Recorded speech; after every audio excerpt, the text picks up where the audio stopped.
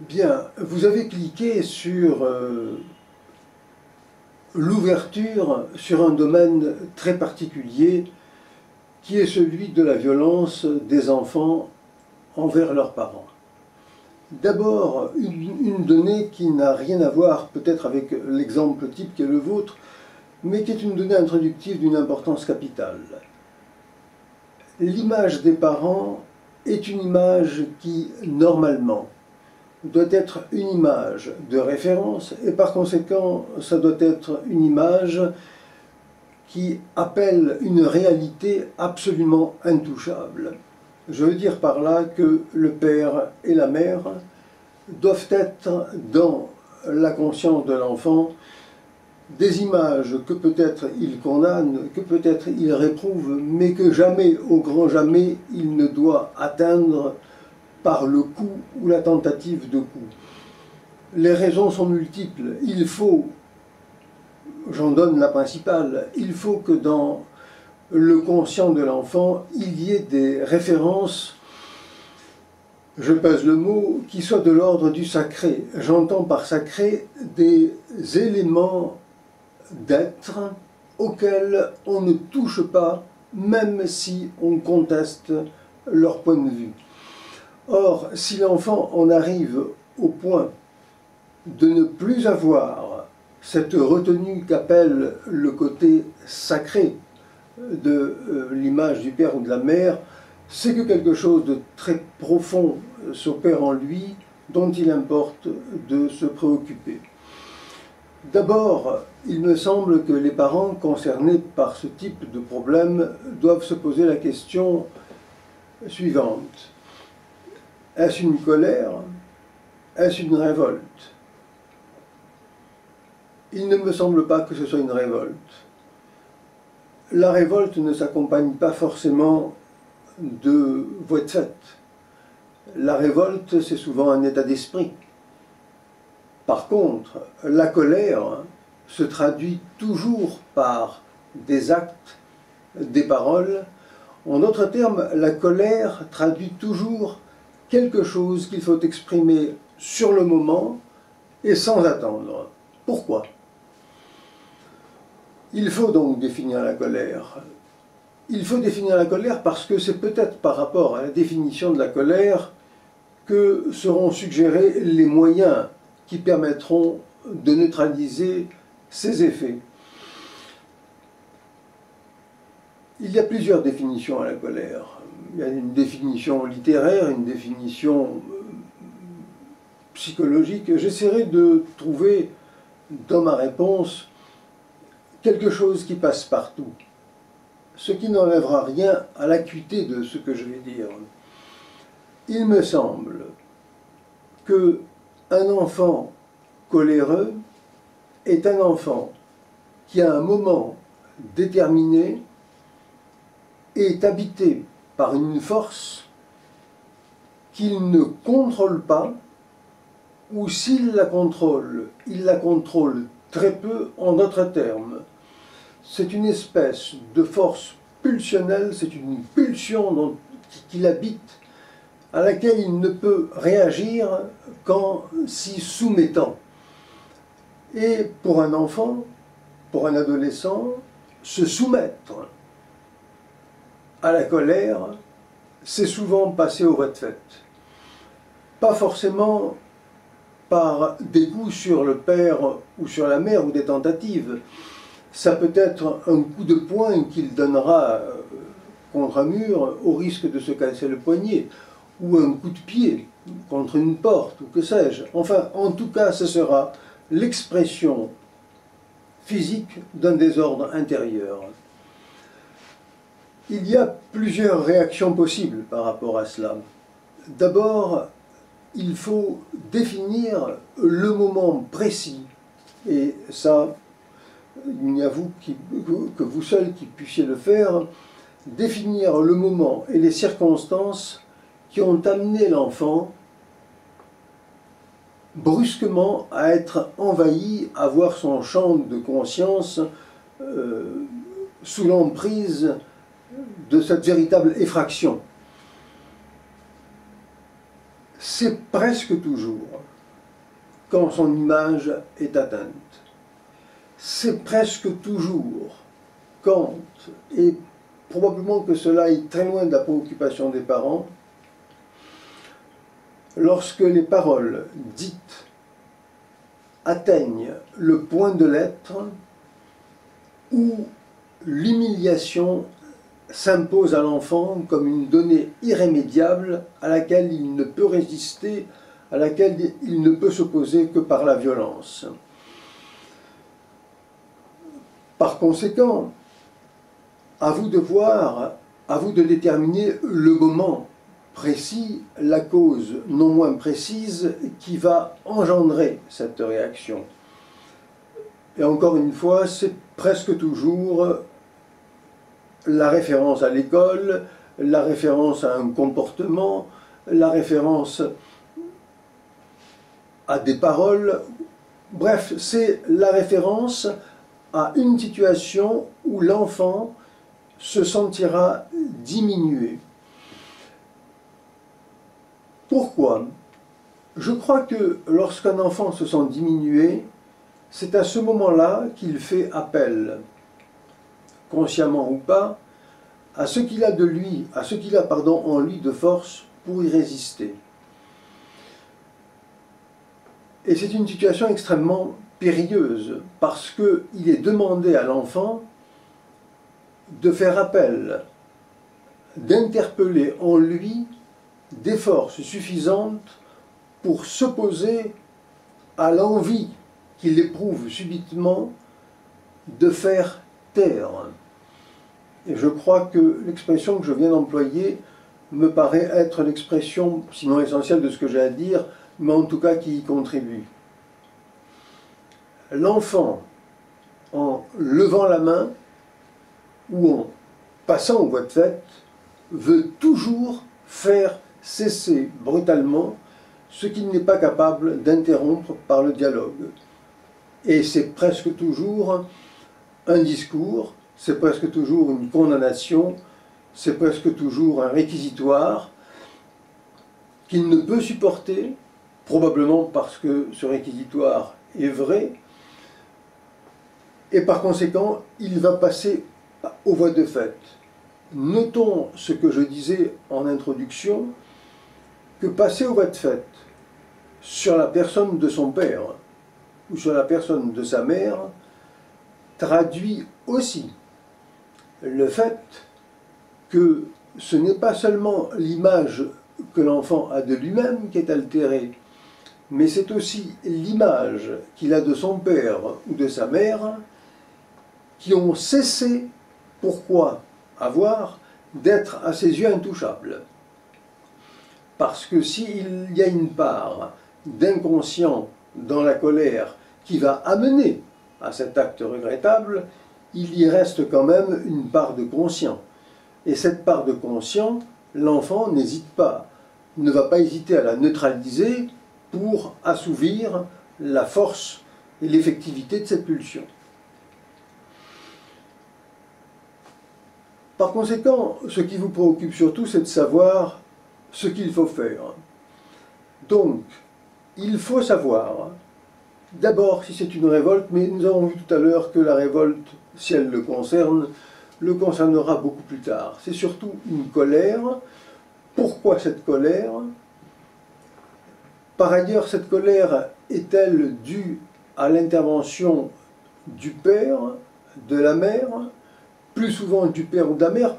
En d'autres termes, il faut vous faire une idée précise des circonstances dans lesquelles, je dirais, l'irrémédiable s'est produit pour pouvoir avoir une attitude, je dirais, thérapeutique qui permettra de neutraliser définitivement cette pulsion absolument affligeante et inacceptable. Une fois que vous aurez repéré les différents paramètres, il importe de savoir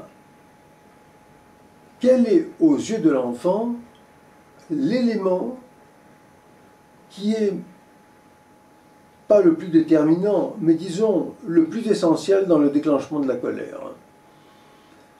Nous avons vu que c'était l'humiliation, nous avons vu que c'était l'image de lui-même, mais dans quel domaine? Est-ce que c'est dans le domaine familial? Est-ce que c'est dans le domaine des relations avec les camarades? Par conséquent, ça renvoie à l'univers scolaire. N'oubliez pas que l'enfant vit quasiment la moitié de son temps social à l'école et que le regard des autres sur lui est quelque chose de très important. Par voie de conséquence, tout laisse à penser que c'est par rapport au regard des autres sur lui que vous avez touché un point irrémédiable qui peut amener les voies de fait. Mais me direz-vous, tous les enfants qui sont concernés par cette réalité n'optent pas, même si c'est inconscient, pour les voies de fait sur les parents. C'est vrai, et par conséquent, cela renvoie à l'image que l'enfant a de son père et de sa mère. Je ne parle pas des familles recomposées. Nous aborderons probablement ce sujet plus tard, parce qu'il renvoie une réalité tout autre. Si, pour l'enfant en difficulté et candidat à la violence, il est particulièrement difficile d'accepter que soit atteint le point de l'irrémédiable par son père ou sa mère, encore plus en sera-t-il question si cela vient de la part d'un beau-père ou d'une belle-mère qui, qu'on le veuille ou non, aura pris pour l'enfant la place de son père ou de sa mère. On n'imagine pas, encore une fois, tous les efforts qu'il faut à un enfant pour accepter qu'à la place de son père, il y a un autre homme et à la place de sa mère, une autre femme. Et si en plus ce père ou cette mère s'intègre dans la vie de l'enfant au point de lui faire des reproches, c'est un véritable coup d'état affectif auquel l'enfant est soumis. Et il lui faudra beaucoup d'amour pour son père ou pour sa mère pour supporter cela sans réagir. J'avais tenté à un moment de faire, non pas un sondage, mais une petite enquête à l'intérieur de l'établissement dont je m'occupais pour savoir quel était le profil de l'enfant violent. On y rencontrait souvent, parmi ces enfants, des gamins, des gamines qui provenaient de familles dites, comme on dit aujourd'hui, recomposées.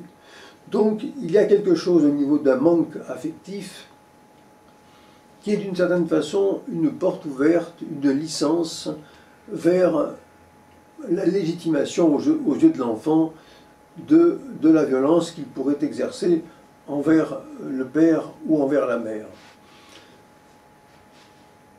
Abordons maintenant les moyens de remédier à cela. Il me semble que s'il y a coup, tentative, c'est grave en soi bien entendu, mais tentative, laissons à l'enfant le bénéfice du regret et ne réagissons pas pour le moment. Mais s'il y a coup, c'est-à-dire s'il y a voie de fait, je crois qu'il n'y aura pas assez d'avis pour pouvoir être opérationnel et par conséquent, il me semble, ne serait-ce que pour avoir cet avis, qu'une consultation chez un pédopsychiatre s'impose. Si maintenant c'est seulement une peur que vous avez, et si vous avez seulement le sentiment de peur, ça ne veut pas dire pour autant que dans mon esprit ça soit quelque chose de peu important. Avoir le sentiment, avoir l'intuition qu'on est proche d'une situation dramatique est souvent une forme de connaissance supérieure de ce qui va arriver. La notion de prévision des conséquences est une forme d'intelligence et par conséquent qui a son importance dans l'approche du sujet. Donc, prenez l'avis d'un médecin pour plusieurs raisons. Mais disons que la plus importante sera de déterminer si cette violence chez l'enfant ne provient pas, non pas d'une lésion, certainement pas, ça n'a aucun lien, mais peut-être d'une carence au niveau biologique d'une donnée ou d'une autre qui personnellement m'échappe, mais qui sont du domaine du médical, et à l'égard duquel il ne faut pas tenter de se substituer pour de multiples raisons. Donc, consultation chez le médecin. Probablement que le médecin vous renverra à vous-même dans la solution et que vous devriez gérer, comme l'on dit aujourd'hui, cette peur de l'enfant. D'abord, le premier conseil que j'ai à vous dire, outre le fait de voir le médecin, c'est de faire comprendre à votre fils que parfois vous avez peur de lui. Beaucoup de parents s'y refusent par fierté. Moi, dire à mon fils que j'ai peur de lui, mais enfin c'est le monde renversé. C'est peut-être le monde renversé, mais c'est le monde réel. Vous avez peur de votre fils, et je crois que c'est important qu'il le sache. Non pas parce que vous allez faire acte d'allégeance à ses fantaisies, mais il faut qu'il sache qu'à certains moments, s'il n'exerce pas sur lui le contrôle indispensable qu'il doit exercer, il vous provoque un préjudice. Et ce préjudice, c'est la peur. Et vous savez probablement que la peur est un des premiers sentiments que l'enfant perçoit et ressent. Peur de la nuit, peur que papa ou maman ne reviennent plus, peur que demain il ne fasse pas jour, que le soleil ne se lève pas. Enfin bref, les grandes angoisses de l'enfant ont toujours commencé par le sentiment de la peur. Vous avez probablement observé que les principales angoisses se manifestent toujours le soir. Se manifestent toujours quand il fait nuit. Peut-être aussi quand il fait jour, mais plus rarement. Donc, si vous faites référence à l'enfant, chez l'enfant, pardon, au fait que vous avez peur de lui, vous réveillerez un vieux souvenir mêlé d'angoisse et en même temps de réconfort, puisqu'il sait que c'est vous qui lui avez apporté le réconfort au moment où, enfant, il avait peur. Et je pense que s'il n'y a pas d'autres carences à d'autres niveaux, l'enfant en prendra probablement bonne note et réagira comme il se doit au moment où il y aura le risque de l'irrémédiable. Vous pouvez convenir avec lui, consciemment ou pas, mais plutôt pas consciemment, de manifester un code, un appel, au moment où vous avez peur de lui. C'est-à-dire que lorsque, à la suite d'une atteinte de sa fragilité, vous voyez les signes avant-coureurs de la perspective de la violence arriver à grands pas, rien ne vous empêche de dire, avec le ton qu'il convient, « Je n'aime pas quand tu es comme ça. Je n'aime pas du tout quand tu es comme ça. » Et vous vous arrangez pour qu'il puisse vous regarder, même avec ce regard fixe qui vous fait peur. Parce que votre regard à vous sera le regard de l'amour que vous avez pour lui. Et même si lui, pendant quelques secondes, il est habité par une force étrange, qui n'est pas la force de l'amour, elle pourra probablement, votre force, avoir un impact considérable sur lui, et peut-être que les choses s'arrêteront là. Je dis peut-être, je suis presque sûr qu'une grande partie de la crainte que vous éprouvez sera neutralisée par la certitude que vous aurez donnée à l'enfant, que vous avez peur de lui, que cela vous fait mal, et que vous aimeriez que cela cesse. Je pense que cela devrait suffire. Il y a d'autres moyens, bien entendu. Je vais vous en donner quelques exemples, enfin quelques références. Au moment où vous voyez les signes avant-coureurs de la crise arriver, il importe peut-être de manifester une certaine autorité tout empreinte d'affection. Dites-vous bien qu'au moment où cela se passe chez l'enfant, il n'y a chez lui qu'un seul objectif, faire taire, comme je vous l'ai dit. Or, faire taire, dans son esprit, requiert l'appel et la sollicitation de la violence. Donc, il faut neutraliser cet appel. Il faut qu'il puisse s'exprimer sans avoir recours à l'irrémédiable. Et pour qu'il puisse avoir recours à une force qui est en lui et qui l'empêchera de commettre l'inacceptable, peut-être faut-il que vous vous leviez, si vous êtes à table, et que vous changiez complètement d'attitude par rapport au sujet en l'abandonnant. En abandonnant le sujet et en parlant de toute autre chose. Je fais confiance aux mamans et parfois au papa sur le sens de la digression pour pouvoir tourner la page. Si maintenant vous n'y parvenez pas, rien ne vous empêche de dire des paroles qui en général ont un effet. J'espère que tu ne vas pas recommencer ce que tu as fait l'autre jour. Je ne sais pas si je le supporterai. En disant « je ne sais pas si je le supporterai », vous laissez la porte ouverte à une multitude d'interprétations. C'est-à-dire la première, c'est le rappel de la loi. Je n'accepterai pas qu'il en soit ainsi. C'est aussi l'affirmation de l'inacceptable concernant votre propre équilibre, votre propre santé. Ce que tu m'as fait l'autre jour m'a fait beaucoup de mal. Je ne suis pas prêt à supporter ce que j'ai enduré l'autre fois.